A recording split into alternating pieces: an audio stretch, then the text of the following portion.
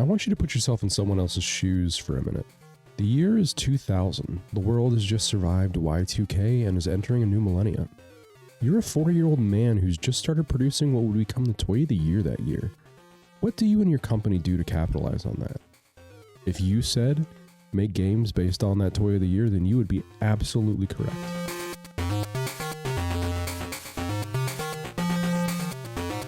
Hey everybody, AlaskanBeard here, and today I've got a bit of a double feature for you. This is a past pleasures video, the first of its kind, where I took a look at games I enjoyed or wanted to play as a kid and see how they hold up in the current year.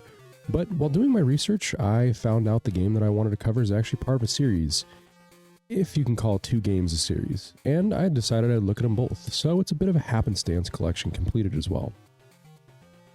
And what games are they? Well, the toy I alluded to in the intro is the Razor scooter, and the games are Razor Racing and Razor Freestyle, the former being the one that I played as a kid. Before we talk about the games themselves, I feel it's important to give some context. Brand-themed games, while always an oddity, have never been that weird. You got stuff like Chex Quest, Burger King Sneak King, Toyota's Yaris game, and many more. But what makes these 2 games so interesting to me is they actually kind of make sense. Like, turning them into games kind of fits, but beyond that, making other products around them also made sense. It's not like Burger King where they were just there and decided to make a game as a publicity stunt. Razor scooters and their subsequent generic counterparts were everywhere in the early 2000s.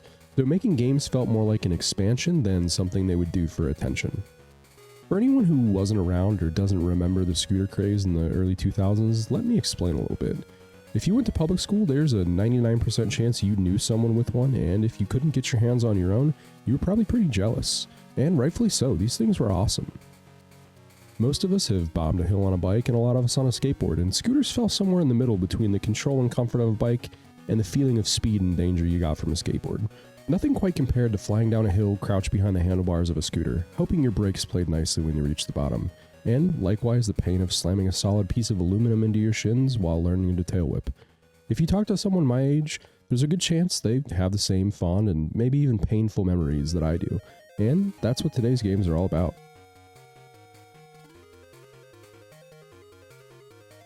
First, we're going to talk about Razor Freestyle, mostly because it was released first out of the 2 games. Developed by Shaba Games and published by Crave Entertainment, Razor Freestyle Scooter was released in December of 2000 for the PS1, with Game Boy Color, Dreamcast, GBA, and N64 versions being released later in 2001. That is a lot of consoles to release a game for. And there's not much to say about this game, honestly. It's like 4 levels of Tony Hawk ripoff gameplay. I mean, I will give some more context and details, but there's really not a lot going on with this game. I was actually exaggerating a little bit when I said there are 4 levels because there's actually only 3 real levels and 6 secret levels you unlock by completing objectives in the first 3, like getting a high score, getting a combo, seconds grinded, etc. As you can probably tell by the objectives in the first 3 levels, this game seriously is a THPS ripoff in the truest sense. These first 3 levels are fine, and after you get a sense of the controls, I think they're probably pretty easy to beat, with each level probably taking 2 or 3 playthroughs depending on how good you are.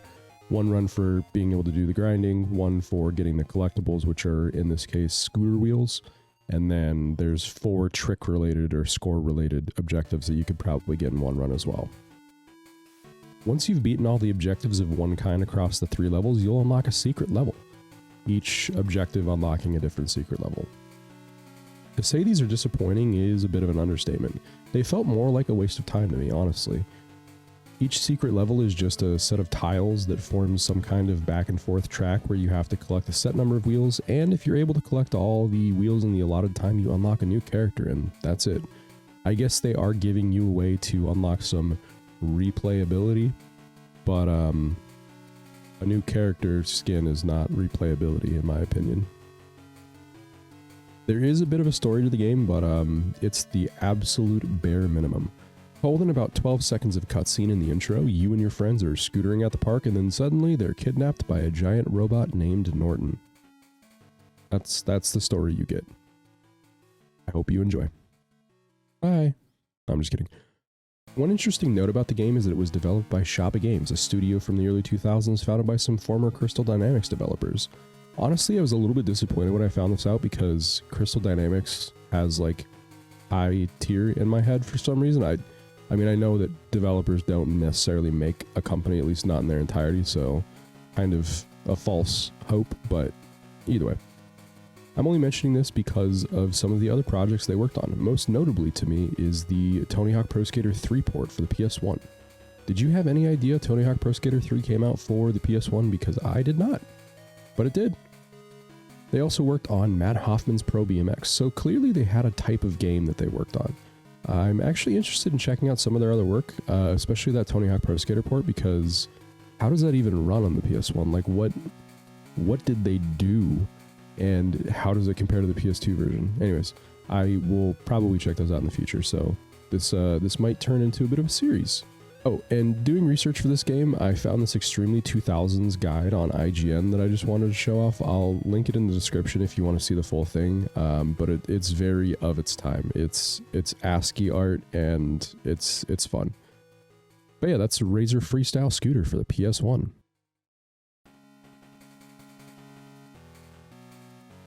And now let's take a look at Razor Racing, the game that I actually played as a kid. And to me, this is far and away the better of the two games. While Razor Racing doesn't quite hold up 22 years later, it was still fun for me to revisit. Developed by Visionscape Interactive and still published by Crave, Razor Racing was released for just the PS1 as far as I can find in November of 2001. Interestingly, similar to Shaba Games, Visionscape looks to have developed a handful of other racing/sports games like The Land Before Time, Great Valley Racing Adventure. This game thankfully has a lot more depth than the other game Razor licensed. This time around we get 3 levels, each with 3 courses, a time trial, a race, and a scooter park, with the first 2 being on the same track, but the time trial having an objective for both time, as the name implies, as well as a score goal. While it can be a bit repetitive, overall these are pretty fun courses, and like I mentioned, it's probably not worth going out of your way to play, but I still had fun myself. There's not really any story here to speak of, but we do get possibly the most 90s, early 2000s video game intro I've ever seen, and it's a masterpiece. Please enjoy.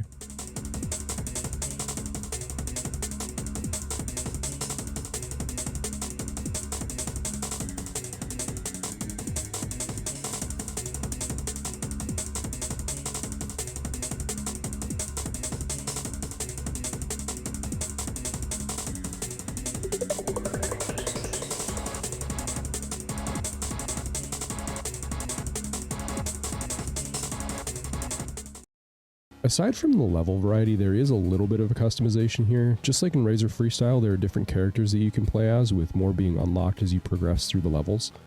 This time there are 3 teams you can choose from, each team starting with 1 character, with the 3 others per team being unlocked as you meet goals in each level.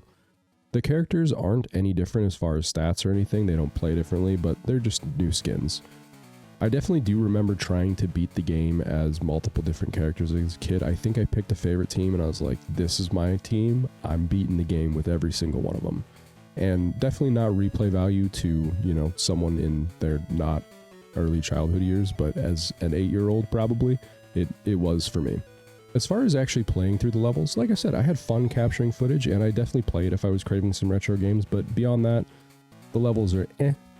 As far as the racing goes, they flow pretty well with shortcuts and multiple routes in some cases. The AI was even a little bit challenging to beat on some courses, like once I fell behind, there's no rubber banding, I just had to make up the time. And the AI, while not amazing, definitely did not make it easy for me. It was refreshing to play as an adult, but as a kid it probably was pretty frustrating. The skate park levels are definitely lacking in comparison to the racing ones. They're not terrible to play or anything, they're well enough laid out and they flow okay, but they're definitely uninspired and they don't have missions quite like the ones in Freestyle. They're a low point for the game, but I don't think they're a deal breaker or anything. As I mentioned at the beginning, this was a bit of a collection completed adventure as well, and to that end I actually ended up with a couple other games too. As I mentioned, Razor Freestyle came out on just about everything, including the Game Boy Color and Game Boy Advance. As is tradition, we're going to look at the older of the two first in terms of release date and console this time.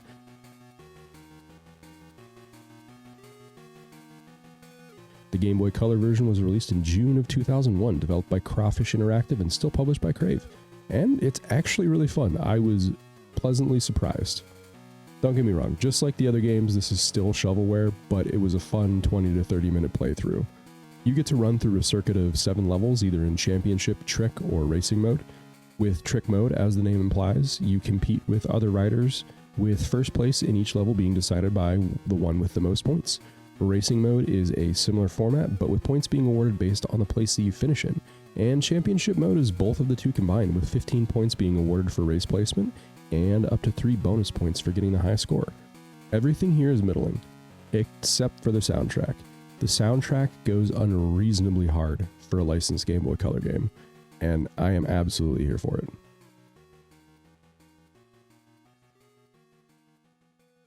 The Game Boy version from the same publisher and developer was released in November of 2001, and it's simultaneously much more impressive and much worse than the Game Boy Color version. It's probably not that uncommon, but the fact that this is a very faithful port, aside from the levels themselves, was really impressive to me.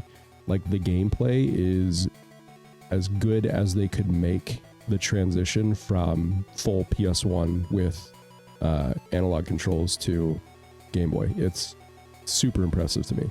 At the same time, though, the fact that this is a handheld port of a mediocre PS1 game was decidedly disappointing. At least with the Game Boy Color game, they had to come up with their own concept and just kind of bundle it together. This being a port made it so much worse. But yeah, other than that, I don't really have much to say about this game. I mean, you can see the gameplay on the screen. It exists, and I own it, and that's about all there is. Before I wrap up, I figured I would mention, for a collection completed sake, that there are 2 other versions of this game, one for the N64 and Dreamcast, but aside from having slightly different graphics just respective to their different consoles, they looked pretty much identical to me, and given that they were released for the same console generation, I didn't have to get them for me to call this collection complete. And I will leave you with one final tidbit.